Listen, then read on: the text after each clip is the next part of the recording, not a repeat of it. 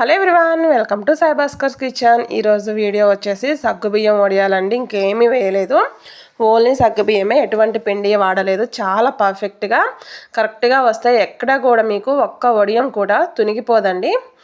భలే నీట్గా వస్తాయి. మనం ఎలా పెట్టామో అలానే వచ్చేస్తాయి. చాలా ఈజీగా చూపిస్తున్నాను. దీనికోసం అయితే మెజర్ కోసం ఒక గ్లాస్ తీసుకోండి. నేనైతే ఈ గ్లాస్ తోటి, ఇది కొంచెం లావుగానే ఉన్నాయి, మీకు సన్నవి గాన దొరికితే సగ్గుబియ్యం సాబుదానా, సో అవి తీసుకోండి. ఇవైనా పర్లేదు, అవైతే సన్నవైతే ఇంకా త్వరగా అయిపోతుంది. 2 గ్లాసుల వరకు సాబుదానా తీసుకున్నానండి సగ్గుబియ్యం.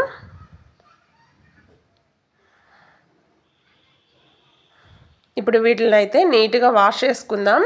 జస్ట్ 1 టైమే వాష్ చేయండి, ఎందుకంటే దాంట్లో ఉన్న పౌడర్ అనేది మనకి పోతే ఆ గమ్ అనేది జిగురు కూడా వెళ్ళిపోతుంది అనమాట. సో అందుకనే చాలా జాగ్రత్తగా ఒక్కసారి వాష్ చేసేయండి.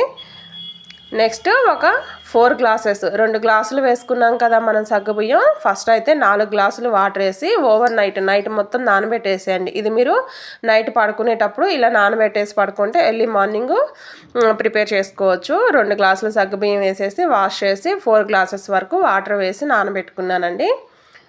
నెక్స్ట్ డే మార్నింగ్కి చూసారా, ఇవి మంచిగా నానిపోయాయి, బాల్స్ లాగా ఊబిపోయాయి, ఎక్కడ వాటర్ కూడా లేదు.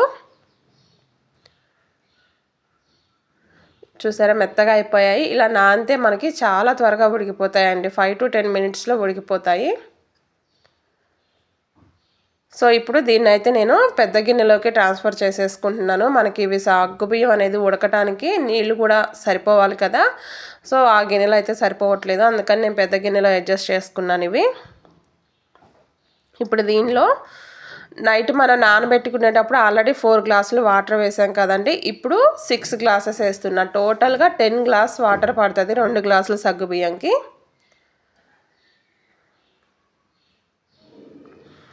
కరెక్ట్గా 6 ఇప్పుడు వేసుకునేది. నానబెట్టేటప్పుడు 4 వేసాం కాబట్టి టోటల్గా 10 సరిపోతుందండి, కరెక్ట్గా సరిపోతుంది. ఇలాగైనా వేసుకున్నారంటే ఇక మీకు డౌట్ ఉండదు ఉడికాయా లేదా అని. ఇప్పుడు దీనిలో కొంచెం మసాలా కోసం, మసాలా అంటే ఏమీ లేదు, మనకు కొంచెం ఆ స్పైసీ ఉండాలి కదా, ఒక మిర్చి, ఒక 1 ఇంచ్ వరకు అల్లము, ఒక 1 స్పూన్ వరకు జీలకర్ర అండి. కచ్చాపచ్చాక పేస్ట్ చేసుకొని వద్దాం, మరి ఫైన్ పేస్ట్ లాగా కాదు. ఇప్పుడు దీనిలో మనం సాల్ట్ వేసుకుందాం. దీనికి సరిపడా సాల్ట్ అనేది చెక్ చేసుకోండి, ఫస్ట్ కొంచెం తక్కువ వేసుకోండి, సరిపోకపోతే అప్పుడు చూసుకొని మళ్ళీ కొంచెం వేసుకోవచ్చు లాస్ట్లో. ఎందుకంటే మనకి ఇలాంటి వడియాలలో ఊరికనే ఎక్కువ అవుతుంది సాల్ట్, సో అందువల్ల కొంచెం చూసి వేసుకుంటే మనకి పర్ఫెక్ట్గా ఉంటుంది. ఇప్పుడు మనం ఆల్రెడీ మిక్సీ వేసుకున్నాం కదా, ఈ పచ్చిమిర్చి, అల్లం, జీలకర్ర పేస్ట్, సో అది కూడా వేసి ఒక్కసారి కలిపేసి స్టవ్ మీద పెట్టేసుకుందాం. మనకి స్టవ్ మీద పెట్టాక జస్ట్ 10 మినిట్స్కి ఇది హీట్ వచ్చిందంటే చాలండి, కొంచెం వేడి తగలగానే ఉడికిపోతూ ఉంటాయి, ఎందుకంటే మనకి నైట్ మొత్తం నానిపోయాయి కదా, అందువల్ల. చూసారా, లైట్గా వేడి అనేది స్టార్ట్ అవుతుంది. మనకి ఇవి తిప్పుకుంటూ ఉండాలి అప్పుడప్పుడు, సగ్గుబియ్యం కదా అడుగున అంటుకుపోతూ ఉంటాయి, ఆ గమ్ అనేది అలా అంటుకుపోతుంటుంది. సో అది ఒకసారి అలా తిప్పుకుంటూ ఉంటే మధ్య మధ్యలో మనకు అంటుకుపోకుండా కరెక్ట్గా ఉంటుందండి. ఇప్పుడైతే చిక్కబడిపోతుంది.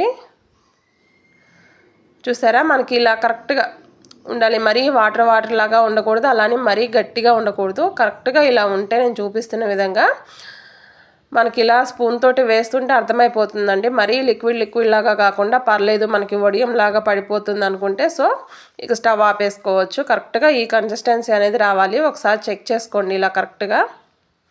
ఇప్పుడు దీన్ని అయితే వెంటనే వడియాలు పెట్టేసుకుందాం. దీనికోసం నేను ఇలా కాటన్ది ఒక బెడ్షీట్ వేసేసానండి, పాతది ఉంటే. దీన్ని తడిపి వేసుకోవాలి, వాటర్లో తడిపేసి గట్టిగా పిండి వేసేసుకున్నాను ఎండలో. పొడి దాని మీద కన్నా ఇలా తడి దాని మీద పెడితే మనకు అవి తీసేటప్పుడు అనుకూలంగా ఉంటాయి, ఈజీగా వచ్చేస్తాయి. పొడి దాని మీద పెట్టొద్దు, ఒకసారి ఇలా వాటర్లో తడిపేసి గట్టిగా పిండి పెట్టేసుకోండి. చాలా సింపుల్ అండి. మనం బియ్యం వడియాల్లాగా బియ్యం పిండితోటి పెడతాం కదా రవ్వతోటి, సో అలా పెట్టేటప్పుడు ఏంటంటే మనం స్ప్రెడ్ చేస్తాము, దీనికి అలా స్ప్రెడ్ చేసే పని లేదు. జస్ట్ మనం ఇలా గుంటగడ్డ తీసుకొని అలా వేసుకుంటూ వెళ్ళిపోవటమే. మందమున్నా పర్లేదు, మనకి మంచిగా అవి ఎండిపోతాయి. మరి పల్చగా చేస్తే మనకు తీసేటప్పుడు ప్రాబ్లం అవుతుందండి. అందువల్ల ఇలా కరెక్ట్గా ఇక అలా వేసి అలా ఉంచేసేయటమే. అలా గుంటగంటతోటి వేసి ఎంతైతే ఉందో ఇక దాన్ని అలా ఉంచేయండి. మీకు ఇంకా కావాలంటే ఇంకా పెద్ద సైజులో కూడా పెట్టవచ్చు. ఇవైతే కరెక్ట్ సైజ్ అండి. మనకి వేయించాక డబల్ అయిపోతుంది ఆ పాపడ అనేది. ఇలా అయితే నీట్గా నేను ఈ సగ్గుబియ్యం మొత్తం ఇక నీట్గా పెట్టేసుకున్నానండి. నాకు ఆ బెడ్షీట్కి హాఫ్ వరకు సరిపోయాయి, 3/4 వరకు వచ్చేసాయి అన్నమాట. దాదాపు నేను పెట్టింది 1/2 kg సగ్గుబియ్యం అండి. 1/2 kgకి కొంచెం ఎక్కువ ఉండొచ్చు. చూసారా ఎన్ని వడియాలు వచ్చాయో, మంచిగా ఎండిపోయాయి. నాకు 2 days అయితే ఎండనిచ్చానండి. ఎందుకంటే 1 dayకే ఇవి ఎండవు, కొంచెం మందంగా పెట్టుకున్నాం కాబట్టి 2 days ఎండాయి. ఎండిన తర్వాత ఇలా బ్యాక్ సైడ్ తిప్పేసి వడియంకి బ్యాక్ సైడు వాటర్ అనేది స్ప్రింకిల్ చేసుకోవాలండి. కొంచెం ఇలా వాటర్ చల్లుకొని ఇలా తీసేస్తే మనకి అది నాని ఉంటుంది కదా వెనక సైడు, ఈజీగా వచ్చేస్తుంది అనమాట. చూసారా ఎక్కడైనా తునుగుతుందంటే అస్సలు లేదు. చాలా పర్ఫెక్ట్గా మనం ఎలా అయితే పెట్టామో అలా వస్తాయి.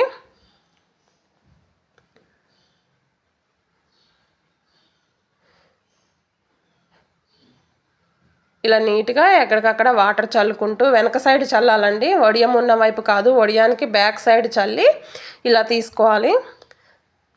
ఇప్పుడు వీటిని మళ్ళీ ఒక నెక్స్ట్ డే కూడా ఎండలో పెట్టాను. ఎందుకంటే మనం వాటర్ చల్లి తీసాం కదా, సో ఆ తేమ అనేది ఉంటుందిగా, అందుకని మళ్ళీ ఒక్కరోజు ఎండలో ఎండనిస్తే ఇక మనకు 1 year ఎటు చెక్కు చెదరవండి. చూసారా పర్ఫెక్ట్గా కరెక్ట్గా వచ్చేసాయి వడియాలు. ఇప్పుడు వీటిని వేయించుకుందాము. మనకి ఈ సైజులో ఉన్నాయి కదా, ఇప్పుడు ఇవి డబల్ సైజులోకి అయిపోతాయండి. కొంచెం ఆయిల్ అయినా చాలు, అసలు కొద్దిగా కూడా ఆయిల్ అబ్జర్వ్ చేసుకోవు ఇవి సగ్గుబియ్యం వడియాలు. మనకి రవ్వతోటి పెట్టినవి అయితే అబ్జర్వ్ చేసుకుంటాయి, కానీ ఇవి అస్సలు ఆయిల్ అనేది పీల్చుకోవు. ఇలా నీట్గా వేయించేసుకుంటే మాడనివ్వకూడదు. మనకి ఇలా కలర్ వైట్గా ఉండగానే తీసేసుకోవాలండి. ఇలాంటి వీడియోస్ అయితే డైలీ పోస్ట్ చేస్తుంటాను. వీడియో కానీ నచ్చితే లైక్ చేయండి. ఇలాంటి వీడియోస్ కోసం సబ్స్క్రైబ్ చేసుకోండి.